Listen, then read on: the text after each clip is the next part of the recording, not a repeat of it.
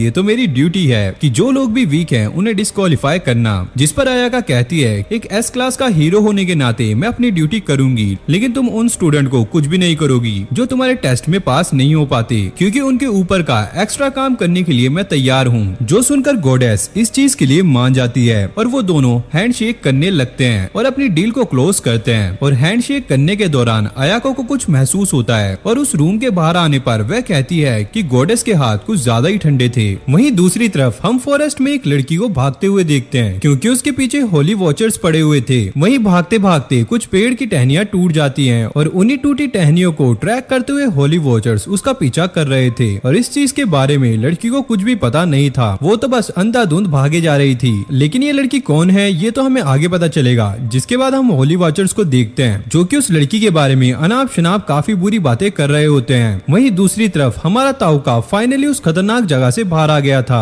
और वो बाहर आते ही सबसे पहले अपना स्टैट चेक करता है, जिसमें हम देख पाते हैं उसकी एमपी पावर लगभग 60,000 तक पहुंचने वाली थी। साथ में उसका पैरालाइज और पॉइजन वाला स्पेल भी लेवल 3 तक पहुंच चुके थे, यानी कि अब स्पेल के एक छोटे छोटे पार्ट को भी वो अपनी इच्छा के अनुसार मैनिपुलेट कर सकता है। जिसके बाद वो मॉन्स्टर को ढूंढने के लिए आगे जाता है ताकि वो अपनी बढ़ती हुई पावर का इस्तेमाल करके देख सके। तो तभी उसे झाड़ियों में आवाज आती है और वहाँ चेक करने पर उसको पता चलता है वहाँ पर कुछ बड़े स्लाइम्स एक छोटे से नन्हे स्लाइम को बुली कर रहे थे, जिसे पहले तो ये छोटा स्लाइम सहन करने की कोशिश करता है, लेकिन फिर जब पानी सिर के ऊपर चला जाता है तो वो उन सभी को नीचे गिरा देता है। और फिर ये सब देखकर ताउका बीच में आकर उन सभी बड़े स्लाइम को पॉइजन कर देता है और फिर वो स्पेल की सेटिंग में जाकर पॉइजन और पैरालाइज स्पेल को डिसमिस भी कर देता है, यानी कि अब वो अपने स्पेल को पूरी तरीके से कंट्रोल कर सकता है। और वहीं ये सब देखकर वहाँ पर मौजूद सारे बड़े स्लाइम दुम दबाकर भाग जाते हैं। वहीं छोटा स्लाइम भी उसे देखकर डर रहा होता है, लेकिन ताउका उसे समझाता है कि तुम्हें डरने की जरूरत नहीं है, मैं तुम्हें कोई भी हानि नहीं पहुंचाने वाला।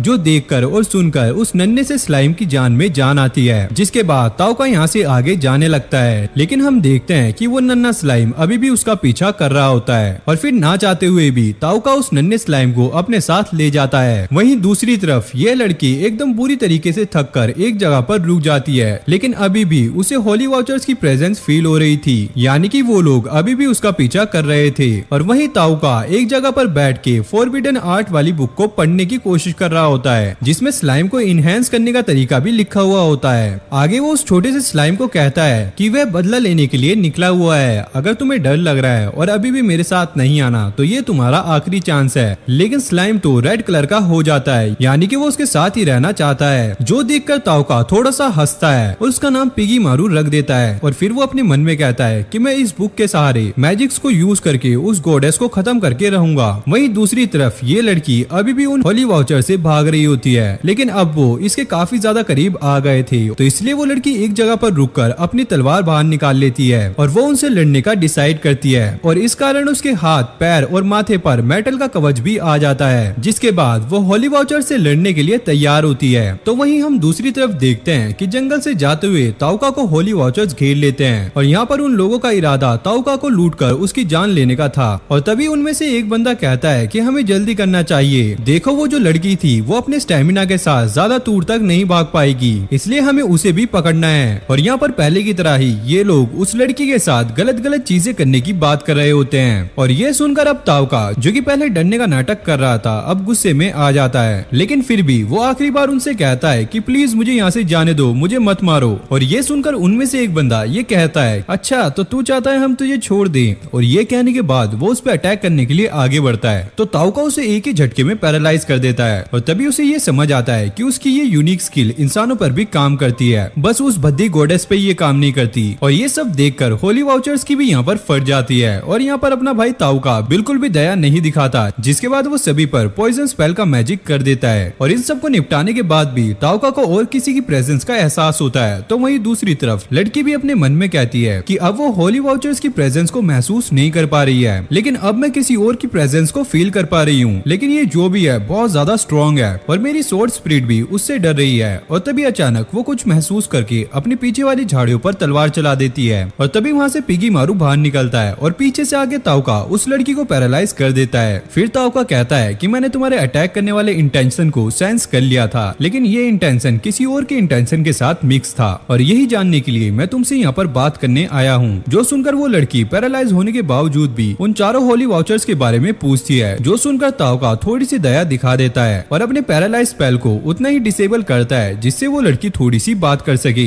आगे ताओका कहता है कि माफ करना, मैं स्ट्रेंजर से बात नहीं करता, लेकिन मुझे तुमसे कुछ क्वेश्चन पूछने हैं। जिस पर वो लड़की कहती है कि मैं तुम्हारे सारे सवालों का जवाब देने के लिए तैयार हूँ, लेकिन उससे पहले तुम्हें मेरे एक सवाल का जवाब देना होगा। मैं पूछना चाहती हूँ, क्या तुम उन चारों से मिले थे? अगर मिले थे तो वो लोग अब कहाँ हैं? जिस पर ताओका कहता है, हाँ मैं उनसे मिला था, लेकिन मैंने अब उन लोगों को खत्म कर दिया है। और ये सुनकर लड़की का माथा भंड हो जाता है, क्योंकि वो चारों कोई ऐसे वैसे इंसान नहीं थे, वो किंगडम के होली वाउचर्स थे जिन्हें ताओका ने अकेले ही खत्म कर डाला। आगे वो लड़की कहती है कि मैं विश्वास तो करना नहीं चाहती, लेकिन मैं अपनी सेंस का इस्तेमाल करके ये बता सकती हूँ कि तुम झूठ नहीं बोल रहे हो, और अब मैं तुम्हारे किसी भी सवाल का जवाब देने के लिए तैयार हूँ। जिस पर ताओका कहता है कि मैं ये बात काफी अच्छे से जानता हूँ, ये डार्क फॉरेस्ट उसी किंगडम में पड़ता है जहाँ पर वो गॉडेस रहती है। और इतना कहते ही वो उस इनक्रिप्टेड पेपर का टुकड़ा उसे दिखाता है जो कि उसे एंजेलिन से मिला था। लेकिन उसकी किस्मत खराब होती है, क्योंकि ये लड़की भी इस लैंग्वेज को नहीं पढ़ पा रही थी। लेकिन फिर वो कहती है कि मैं ऐसी विच को जानती हूँ जो कि एंशिएंट लैंग्वेज पढ़ सकती है। उसके पास इन फॉरबिडन एंशिएंट लैंग्वेज को पढ़ने का काफी ज्यादा नॉलेज है, लेकिन एक दिक्कत है, वो ऐसी जगह पर रहती है जो कि काफी ज्यादा खतरनाक है। जिस पर ताओका कहता है कि मुझे उससे कोई भी फर्क नहीं पड़ता, बस तुम मुझे उसका पता बता दो। जिस पर वो लड़की कहती है कि वो witch land of golden eye monster नामक जगह पर रहती है। तो वही इस लड़की की ऑनेस्टी और इसके बात करने का तरीका और इसके सेंसेस को देखकर ताओका को उसकी आंटी की याद आ जाती है, जिसने ताओका को उसके स्टेप फादर से बचाया था। जिसके बाद ताओका उस लड़की को ये कहकर वहाँ से चला जाता है कि मेरे स्पेल का असर कुछ ही मिनटों में खत्म हो जाएगा।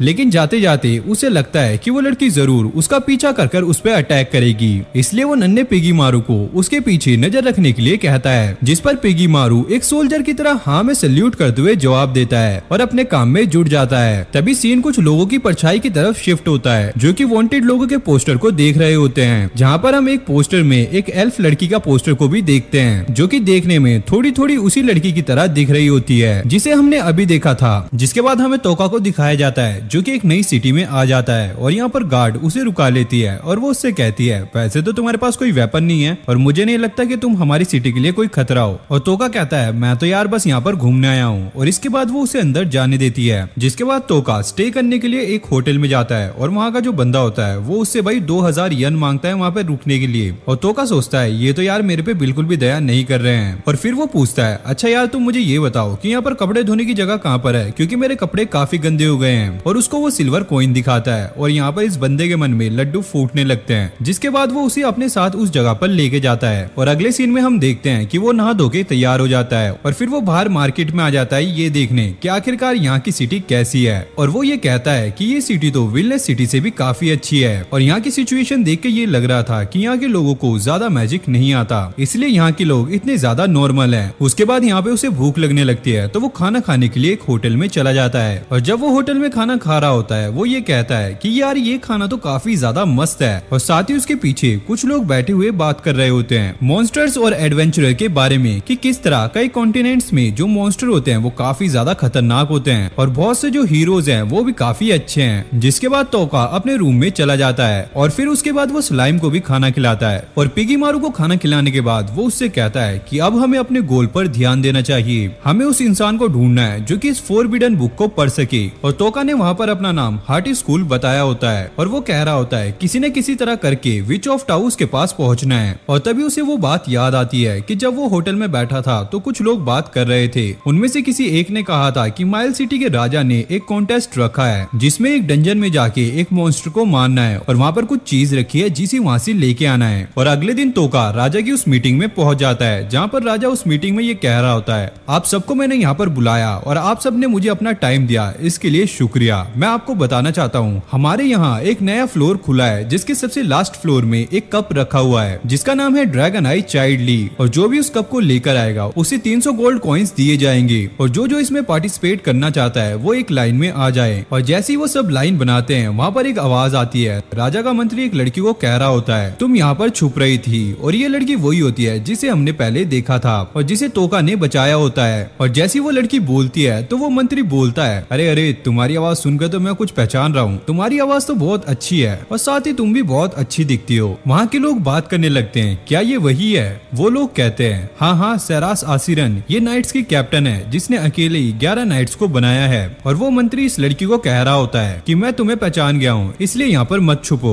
और मैं सबको बताने वाला हूँ कि तुम एक एल्फ हो जो कि सेरास आशिरन है। और जैसे वो उसकी कैप को हटाता है वो देखता है उसके कान नॉर्मल हैं और वो कहती है कि तुम्हें गलतफहमी हुई है, मैं सेरास आशिरन नहीं हूँ, मेरा नाम मिस्ट ब्लूकस है। और ये देखकर वो मंत्री शॉक हो जाता है और वो कहता है कि तुम झूठ बोल रही हो, मैं तुम पर भरोसा नहीं करूंगा। इसके बाद फिर वो वहाँ से चली जाती है। फिर तभी हम देखते हैं ताओका वहाँ से जा रहा होता है और वो सोच रहा होता है मुझे कुछ हथियार खरीदने होंगे डंजन में जाने के लिए। तभी उसके पास वो लड़की मिस्ट आ जाती है और वो उससे बात करने लगती है। ताओका उससे बोलता है मैंने देखा कि कैसे वो लोग तुम्हें परेशान कर रहे थे। वो लड़की कहती है हाँ ये तो मेरे साथ अक्सर होता रहता है, कई लोग मेरे पीछे पड़ जाते हैं। तो ताओका कहता है अच्छा ठीक है, एक काम कर सकती हो, तुम मेरी गार्ड बन जाओ, तुम मेरी मदद करना, इसके बदले में तुम्हें पैसे दूंगा। जिस पर वो कहती है ओके मैं इसके लिए मान सकती हूँ और मुझे ट्रैवल करने के लिए पैसों की जरूरत है। और फिर वो वहाँ जाती है और उसे कुछ हथियार दिलवा देती है जिससे ताओका खुश हो जाता है और उसके बदले उसे एक सिल्वर कॉइन देता है। तो वो कहती है थैंक यू और फिर वो वहाँ से चली जाती है।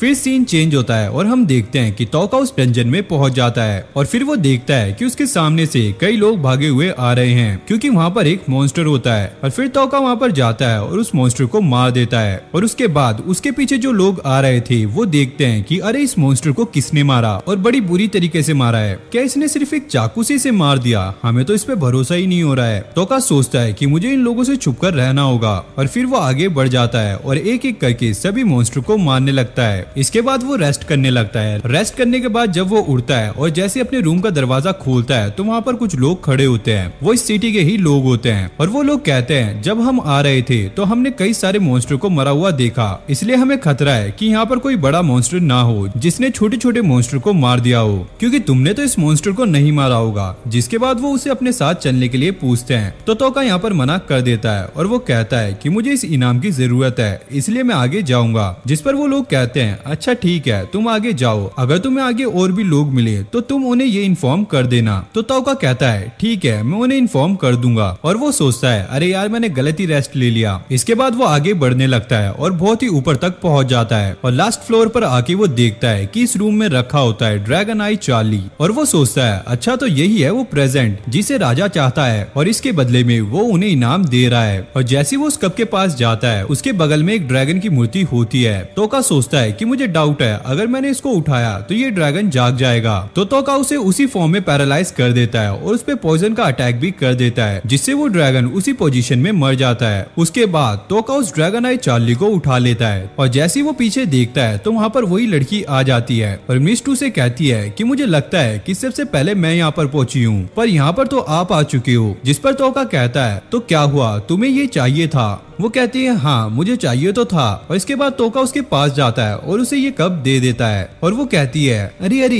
ये कप आप मुझे ऐसे ही दे रहे हो, इसके बदले आपको कुछ चाहिए नहीं है क्या? और ताओका जिस पर ये ड्रैगन आई चार्ली रखा होता है उसको देखने लगता है और कहता है कि हार्ट स्कूल बहुत ज्यादा दयालु है इसलिए उसने तुम्हें ये ऐसे ही दे दिया और तुम यहाँ से जा सकती हो। और वो कहती है नहीं नहीं मैं ऐसा नहीं कर सकती। और तभी जो वो पत्थर था वो दो टुकड़ों में अलग हो जाता है और उसके नीचे एक दरवाजा खुल जाता है जिसे देखकर ताओका खुश हो जाता है। उसके बाद वो लड़की कहती है कि आप मुझे ये ऐसे कैसे दे सकते हो? जिस पर ताओका कहता है कि इसे पाना मेरा लक्ष्य नहीं है, मुझे तो यहाँ पर सिर्फ मॉन्स्टर को मारने आना था। और वो कहती है अच्छा ठीक है तो क्या मैं आपकी गार्ड बनकर वहाँ पर चल सकती हूँ और इसके बदले जो आपने मुझे दिया है इसका पे आउट भी कर सकूंगी। और यहाँ पर ताओका कहता है इसको देखकर तो ऐसा लग रहा है कि ये सच में इन चीजों का पे आउट करना चाहती है। और ताओका कहता है अच्छा ठीक है लेकिन हम एक डील करेंगे, हम एक दूसरे के बारे में कुछ भी नहीं पूछेंगे और सिर्फ एक असिस्टेंट और लीडर की तरह जाएंगे। जिस पर वो कहती है ठीक है और वो बोलती है अगर तुम्हें कुछ हुआ तो इसकी जिम्मेदारी मेरी नहीं है। जिस पर ताओका कहता है ओके मुझे इससे कोई भी प्रॉब्लम नहीं है। जिसके बाद वो दोनों नीचे चले जाते हैं और अगले सीन में हमें दिखाया जाता है कि मिस्ट वहाँ पर मॉन्स्टर को अपनी तलवार से बहुत ही बेरहमी से मार रही होती है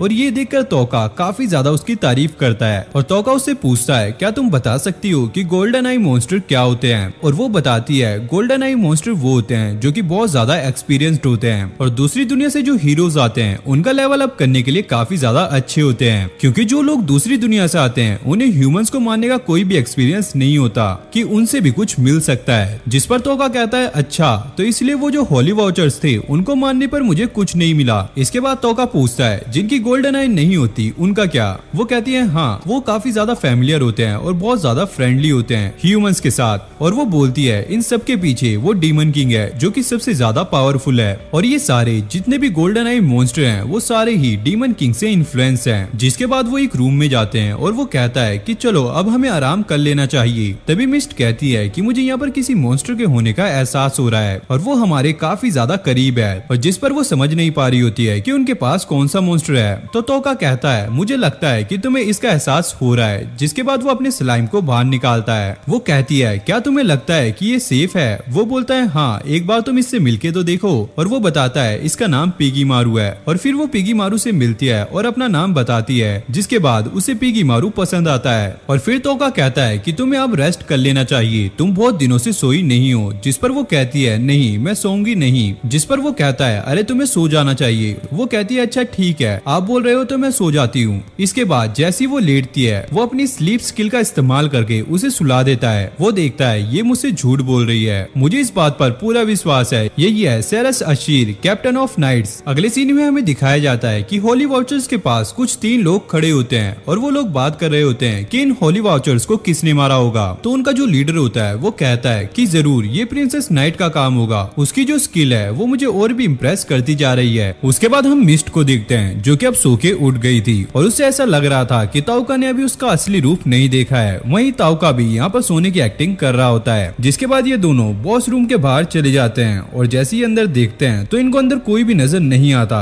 लेकिन तभी अचानक इनको एक आवाज आती है तो ये लोग पीछे हट जाते हैं और तब ये लोग देखते हैं वहाँ की दीवारें तोड़ता हुआ स्केलेटन बॉस आ जाता है और ये काफी ज्यादा खतरनाक होता है। मिस्ट ताउका को इससे लड़ने के लिए मना करती है और कहती है ये काफी ज्यादा खतरनाक है। वहीं मिस्ट बताती है इस स्केलेटन किंग के चिन के नीचे जो चमकदार पार्ट है वही इसका वीक पार्ट हो सकता है। ताउका पूछता है तो फिर हम इसे कैसे हराएंगे? मिस्ट बोलती है अभी जो मैं स्किल यूज करने वाली हूँ प्लीज आप उसके बारे में किसी को भी मत बताना। जिसके बाद वो अपनी स्पेशल स्किल को एक्टिवेट करने लगती है और उसकी पूरी बॉडी पर यहाँ पर आर्मर आ जाता है। और वहीं वो ताउका से कहती है अगर मैं वापस नहीं आ पाई तो मुझे माफ कर देना, क्योंकि ये स्केलेटन किंग काफी ज्यादा खतरनाक है। और ये स्केलेटन किंग भी यहाँ पर अपने अटैक को तैयार कर रहा होता है और ये देखकर ताउका भी इस बात को एग्री करता है कि ये काफी ज्यादा खतरनाक है। लेकिन तभी ताउका पैरालाइज और पॉइजन अटैक को एक साथ कर देता है, जिससे वो स्केलेटन किंग वहीं पर खत्म हो जाता है। और ये देखकर मिस्ट काफी ज्यादा हैरान हो जाती है। जिसके बाद ताउका को वो चीज मिल जाती है जिसके लिए वो यहाँ पर आया था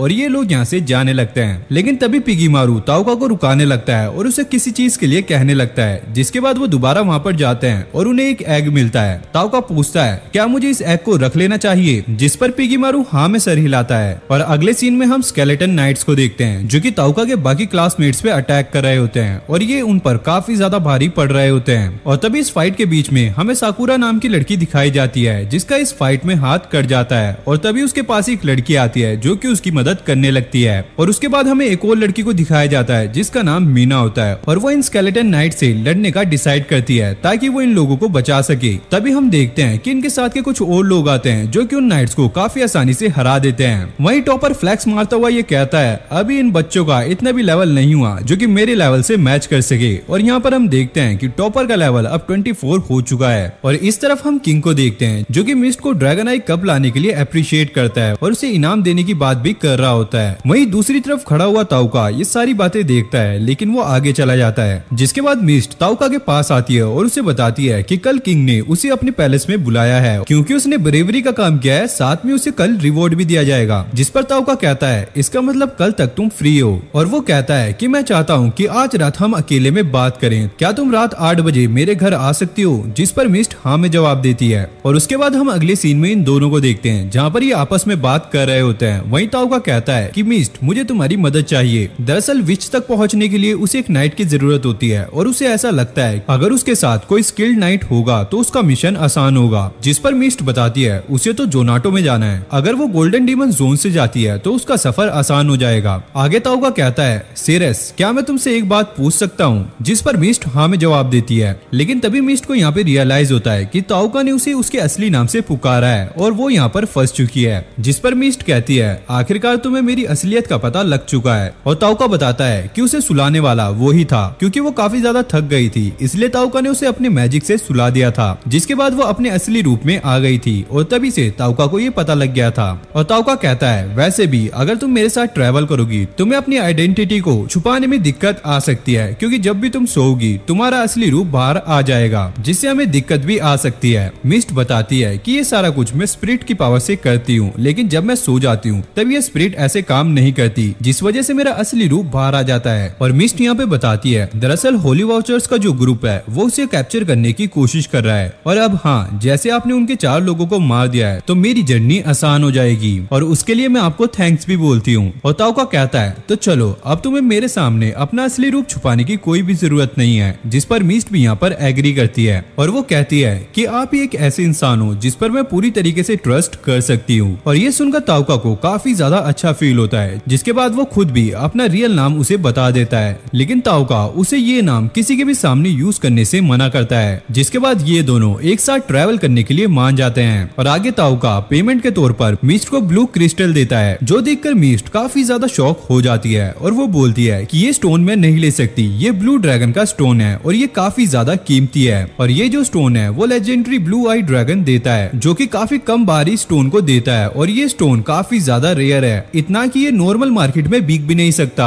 और सच कहूँ तो इसका नाम ड्रैगन आई कप से भी काफी ज्यादा है, इसलिए मैं इस स्टोन को नहीं ले सकती। और ये कहने के बाद मिस्ट वो स्टोन ताओका को वापस कर देती है। और ये सुनकर ताओका ये समझ जाता है कि सेरास का दिल काफी साफ है, इसलिए वो स्टोन उसे वापस दे देता है। और अगले सीन में हम इन दोनों को एक रेस्टोरेंट में देखते हैं। ताओका मिस्ट से पूछता है क्या तुम्हें फॉरबिडन मैजिक के बारे में पता है? मिस्ट यहाँ पे बताती है फॉरबिडन मैजिक ऐसा मैजिक है जिसे गॉडेस ने यूज करने से मना किया है। और ये सुनकर ताओका समझ जाता है कि ये ऐसा मैजिक है जिससे गॉडेस को खतरा हो सकता है, इसलिए तो उसने इस स्पेल को बैन किया है। जिसके बाद मिस्ट किंग से इनाम लेने के लिए यहाँ से चली जाती है और ताओका भी अपना बनाया हुआ पोशन पिगीमारू पे यूज करने के लिए जंगल में आ जाता है। और अगले सीन में हमें सेरेमनी का सीन दिखाया जाता है, जहाँ पर किंग सबको ये बता रहा होता है कि उसने एक मैजिशियन को बुलाया है जो कि इल्यूजन तोड़ने में काफी माहिर है, ताकि वो इस ड्रैगन आई कप की प्योरिटी को चेक कर सके। लेकिन उस मैजिशियन को देखकर मिस्ट यहाँ पे थोड़ी सी डर जाती है। और वहीं दूसरी तरफ हम ताओका को देखते हैं जो कि मिस्ट का 1 घंटे से बाहर वेट कर रहा होता है, लेकिन और टाइम बीतने के बाद भी मिस्ट बाहर नहीं आती। ताओका पिगीमारू से कहता है क्या हमने उसे पहचानने में कुछ गलती कर दी, या फिर ऐसा भी हो सकता है वो किसी मुसीबत में फंस गई हो। और ये सोचकर वो दोनों उसे ढूंढने के लिए आगे जाने लगते हैं और आगे कुछ लोग बात कर रहे होते हैं, जिनसे उन लोगों को ये पता लगता है कि सेरेस की सच्चाई सभी लोगों के सामने आ गई है और अब उसके पीछे ड्रैगन नाइट्स पड़ चुके हैं और वो उनसे बचने के लिए डार्क फॉरेस्ट में भाग गई है। वहीं दूसरी तरफ हम देखते हैं नाइट सेरेस को ढूंढ लेते हैं और वो उस पर अटैक करना स्टार्ट कर देते हैं, लेकिन सेरेस अपनी पावर का इस्तेमाल करके ड्रैगन को नीचे गिरा देती है और वो अपने मन में सोच रही होती है कि इल्यूजन टूटने की वजह से वो अपना रूप नहीं बदल पा रही है, साथ ही वो अच्छे से लड़ भी नहीं पा रही है। और ये लो रैंक ड्रैगनाइट्स इतने ज्यादा पावरफुल हैं, तो हाई रैंक ड्रैगनाइट्स कितने ज्यादा पावरफुल होंगे। और वो ये सब सोच ही रही होती है, लेकिन तभी उसके पीछे से एक ड्रैगन आ जाता है और उस पर अटैक कर देता है। लेकिन वो यहाँ पर समझ जाती है कि ये तो बस उसे डिस्ट्रैक्ट करने के लिए है। जिसके बाद वो असली मुसीबत को ढूंढ लेती है, जिसका नाम गीजुन होता है। गीजुन सेरास को बताता है कि वो 5 ड्रैगनाइट्स जिसका मास्टर ओबान है उसका सेकंड कमांडर है, और वो सेरास को कहता है अब तुम मरने वाली हो। और इतना कहते ही वो उस पर अटैक कर देता है और सेरास कहती है मुझे तो लगा था तुम मुझे पकड़ने आए हो, लेकिन तुम तो मुझे मारना चाहते हो। जिसे सुनकर गीजन ये कहता है दरअसल हमें किसी अननोन पर्सन की तरफ से तुम्हें मारने का ऑर्डर मिला है। लेकिन यहाँ पे सेरास की सुंदरता को देखकर उसके इरादे खराब हो जाते हैं, जिसके बाद वो उसे नीचे गिरा देता है और उसे पकड़ लेता है और कुछ करने ही वाला होता है। लेकिन तभी यहाँ पर तोका आ जाता है और आते ही वो ड्रैगन और नाइट्स को पैरालाइज कर देता है। उसके बाद वो उन्हें पॉइजन भी कर देता है और सेरास पूछती है आखिरकार तुम यहाँ पर क्यों आए हो। उसके बाद ताओका ड्रैगन और नाइट को स्लीप मैजिक से सुला देता है ताकि वो उनकी बातें ना सुन पाए। और ताओका कहता है मुझे लगता है कि मुझे तुम्हारी जरूरत है, इसलिए मैं यहाँ पर आया हूँ। और सेरास कहती है अगर तुम मेरे साथ रहोगे तो तुम्हें भी मुसीबत का सामना करना पड़ेगा। और ऐसा कहने के बाद वो उसे उसका जैम वापस कर देती है और बोलती है अब मैं तुम्हारे साथ नहीं आ सकती। लेकिन तभी ताओका उसे जैम से भरा हुआ पूरा बैग दे देता है और बोलता है तुम्हें मेरा साथ देना ही होगा, मुझे तुमसे ज्यादा अच्छा एक्सपर्ट कहीं नहीं मिलेगा। और इतना कहने के बाद वो सेरास को वहीं पे अनड्रेस होने को कहता है। अबे भाई ये क्या कह रहा है। और वो कहता है कि माइल्स में सब लोग तुम्हें अब पहचान गए हैं, इसलिए तुम ये कपड़े चेंज कर लोगी तो ये तुम्हारे लिए अच्छा होगा। और सेरास यहाँ पर पूछती है आखिरकार तुम मेरे लिए इतना सब क्यों कर रहे हो। तोका बताता है कि तुम मुझे पसंद हो इसलिए मैं ये सब कर रहा हूँ। और सीरियस में तोका को अपनी आंटी का ऑरा दिखता है और फिर तोका उस बंदे के पास जाता है और उससे पूछता है आखिरकार तुम सीरियस को मारने क्यों आए हो। तभी ऊपर से एक तलवार आती है और उस आदमी को वहीं पर खत्म कर देती है। और तभी वहाँ पर आते हैं ब्लैक ड्रैगन